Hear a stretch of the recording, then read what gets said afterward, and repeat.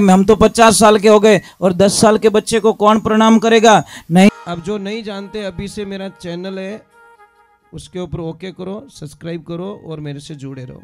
बहुत सारी बातें ऐसी बताई है मैंने। एतला जी महाराज की, पधारे हुए सभी भक्तों की, सभी देवियों की बोलो राधे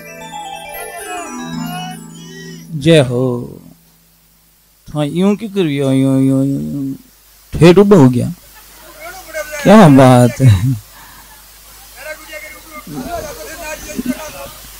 भाई। दादाजी को हम एक ही प्रार्थना करेंगे कि जितना मस्ती में या हो इतनी ही मस्ती घर में होनी चाहिए, बस आनंद उसी को कहते हैं। बोले सतगुरु भगवान की, थोड़ा जय जोर से बोलिए। बोले महादेव की। एक मिनट थोड़ा नीचे बताओ। एक बात का ध्यान रखें, कभी भी जैसे भैरू जी महाराज का मैंने एक भजन गाया भी, तो अगर भैरू जी महाराज की कोई साधना करते हैं या भैरू जी महाराज की कोई तपस्या करते हैं, भैरव है कौन जब तक ये समझ में नहीं आएगा तब आपकी साधना निष्फल चली जाएगी। भैरव ही शिव है, शिव ही भैरव है। समझ में आ रहा कि नहीं आ रहा है? अपने देसी भाषा में माने कहूं, काशी रो कोतवाल, काशी में कौन विराजमान है? भोले बाबा शिव जी। उनके अंश अवतार कोई भैरव का रूप है। इसलिए मैं एक बात का ध्यान रखना, जो भी भैरव साधना करते हैं, कोई भी साधना में विश्वास होना जरूरी है। आप लोग पूजा पाठ करते हो, बहुत अच्छा लगता है, परंतु आप इतने लोग बैठे हो, मुझे ईमानदारी से बता दो, आप लोगों के, इतने लोगों के तिलक क्यों नहीं लगा हुआ है? ये बताओ मुझे आप।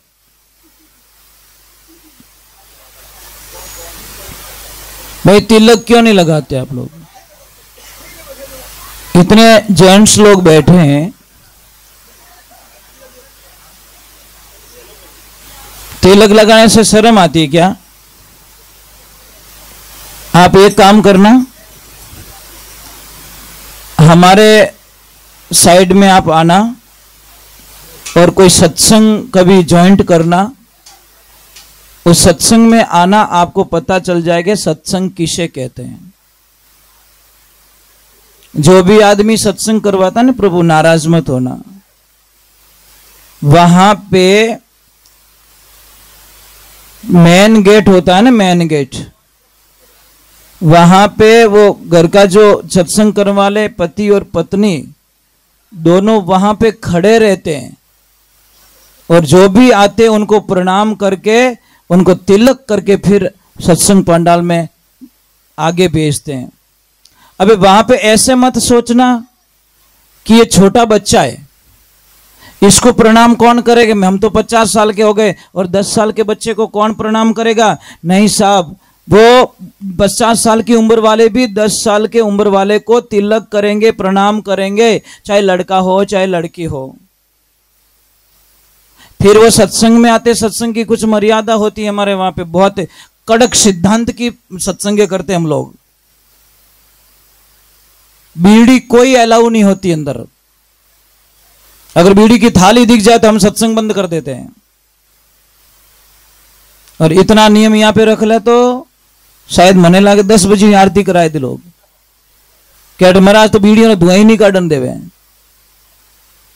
नंबर 2, जब आरती होती है तो आप कल्पना नहीं कर सकोगे, कोई भी छोटा बच्चा, 1 साल का बच्चा हो चाहे 100 साल का कोई लड़का हो चाहे लड़की हो, माता बहने हो बुजुर्ग हो, सबको माला पहनाई जाती है और सबको वो जोड़ा वापस सबको प्रणाम करता है कि आप मेरे भगवान के रूप में मेरे आंगन में पधारे, आज मेरा आंगन धन्य हो गया। किसी को नॉर्मल नहीं समझते। और तीसरे नंबर सबसे बढ़िया बात क्या है, वहां पे कोई भी जाति वाला आता है उसको भी प्रणाम किया जाता है। ये सबसे बड़ा, क्योंकि अपने आप को मारने वाला ही भगवान को प्राप्त कर सकता है। कई लोग जातिवाद करते हैं और जातिवाद जैसा कैंसर हमारे देश में कुछ भी नहीं हो सकता। ये सबसे बड़ा कैंसर है महाराज। मुझे बताओ, जाति से कौन हल्का होता है, कौन नीच जात है भाई इस दुनिया में? कोई है, बता सकते हो मुझे कि फलाना नीच जात का है? कोई जात नीच नहीं होती, अपने कर्मों से आदमी नीचा होता है, जाति से कभी कोई आदमी नीचा। इसलिए कोई भी मेहरबानी करके कभी भी कोई नीची जात ना बताए, नहीं तो आपका सारा पुण्य खत्म हो जाएगा, आपका गंगा स्नान खत्म हो जाएगा, आपने जो यज्ञ करवाया वो पुण्य खत्म हो जाएगा। क्योंकि मैं आपको एक कोड वर्क समझाना चाहता हूं। रात को 2:30 बजते ही घर में किसी की तबीयत बिगड़ती है, आप दौड़ के हॉस्पिटल जाते हो, हॉस्पिटल वाला कहता है कि 3 यूनिट खून की व्यवस्था करो, नहीं तो माँ और बच्चा दोनों मर जाएंगे। आप दौड़ते ब्लड बैंक जाते हो और वहां से वो ग्रुप का खून लाते हो। मुझे ईमानदारी से बताना भाई, आप वहां पे जाति पूछते हो?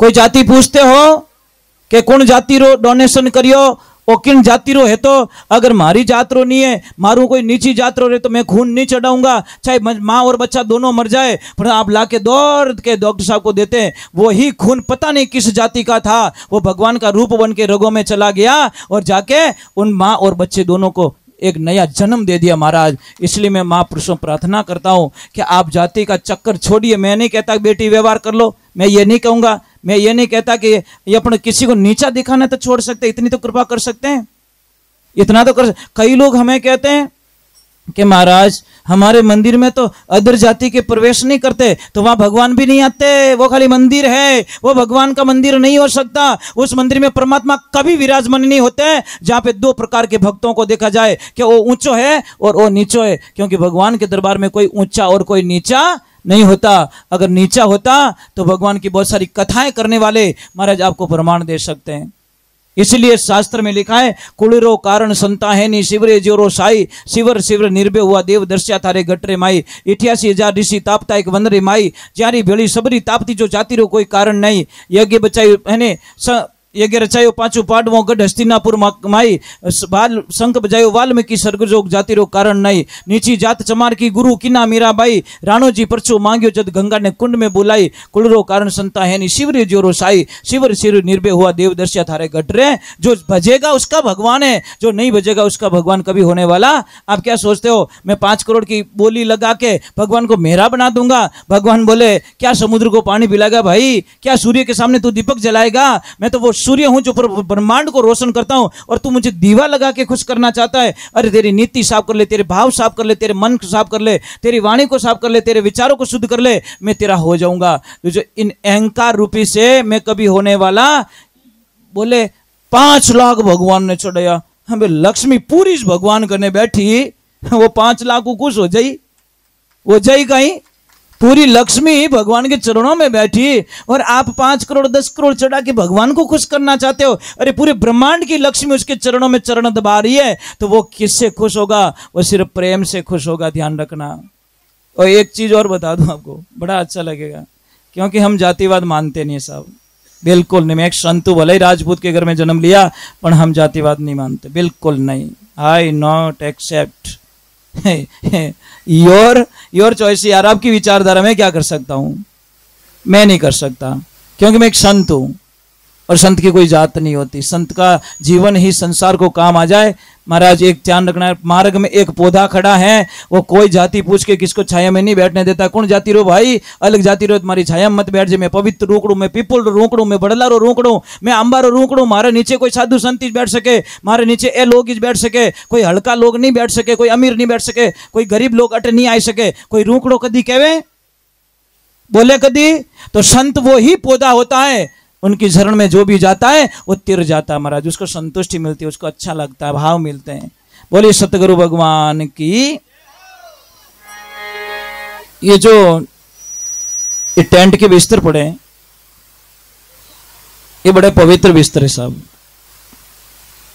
कोई बुकिंग करवाते पहले लिस्ट पूछता है क्या कि भाई वो टेंट किन्ने किन्ने अटक गियोड़ो तो लिस्ट बताए दे। कोई दूसरी जाति रे अटक गियोड़ो तो मैं टेंट नहीं लगाऊं भाई, मार तो लोग अलग आए। नहीं साहब, ये विस्तर हमको पवित्र लगते ही आड़ा ही लागे नहीं आवे जो कोई पावे। बोलिए श्री भगवान की। आपको रहना है फ्री माइंड। कैसे रहना है? एकदम वैरागी बन जाओ। अंबर ओढ़ना भूमि पतना बीच मशाना सोई, भूत पलित्रा कोई शंका नहीं माने, नहीं हंसे नहीं रोई, फकीरी निर्भय पड़ा निर्मोई। बोलिए सत्य गुरुदेव की। चलो एक बालाजी महाराज का एक भजन गा लेता हूँ, फिर करूंगा आरती। आरती के बाद में एक साधना, साधना के बाद में आप अपने ठिकाने और मैं हमारे ठिकाने। ठीक है।